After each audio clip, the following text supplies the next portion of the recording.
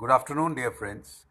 This is the subject on Indo-Pak relations that we have been discussing, and it has been a subject of discussion since the last 72 years. The diplomatic relationship between these two neighbors has been not very cordial, as we are all aware. There has been an element of trust deficit that has been poignant, and despite the best of efforts being done and parleys and meetings held, the results have not been to the, up to the mark. There are various reasons behind it. There are issues that need to be given immediate attention, namely the issue of Kashmir that has been harped upon by Pakistan for decades, and fratricidal wars have been fought in this regard. There have been three fratricidal wars, and of course the intrusion into Kargil in 1999. These are some of the occasions that have affected and adversely affected bilateral relationship.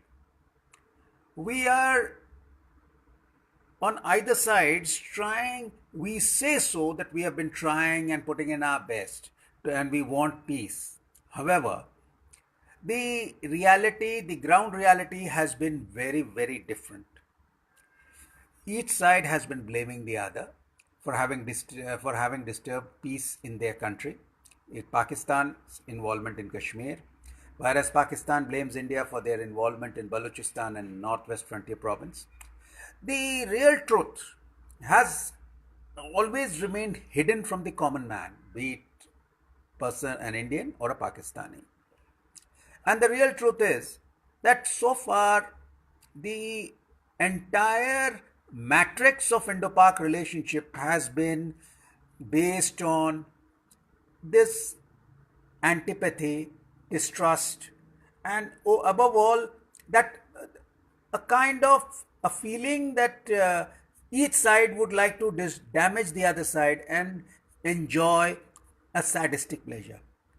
I know this is a bitter truth, and critics on either sides and people on either sides will refuse to accept. An Indian would say, no way, this is not possible with India.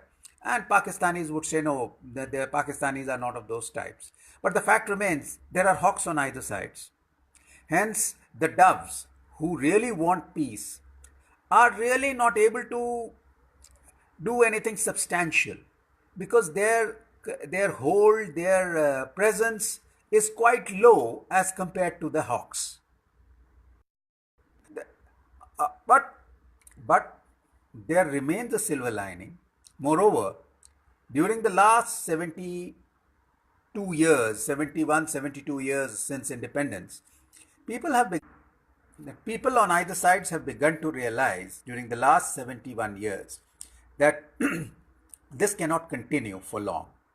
And there has to be a change beyond which the non-Asian powers who have been influential in this continent will continue egging on this problem that has plagued Indo-Pak relationship.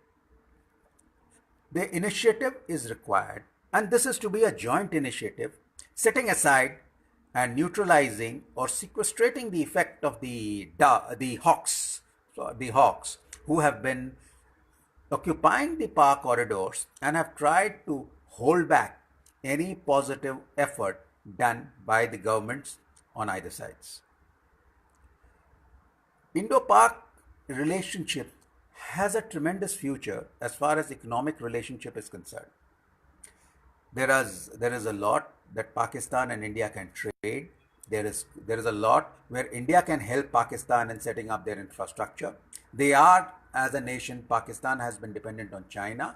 It's all right. The Chinese-Pakistan economic corridor has its own connotations, and it is the Pakistani government, the federal government in Pakistan, and the Chinese government are the best judges for it. Indian government will have their own views. They are free to have that. But at the same time, Indo-Pak joint ventures can also be done.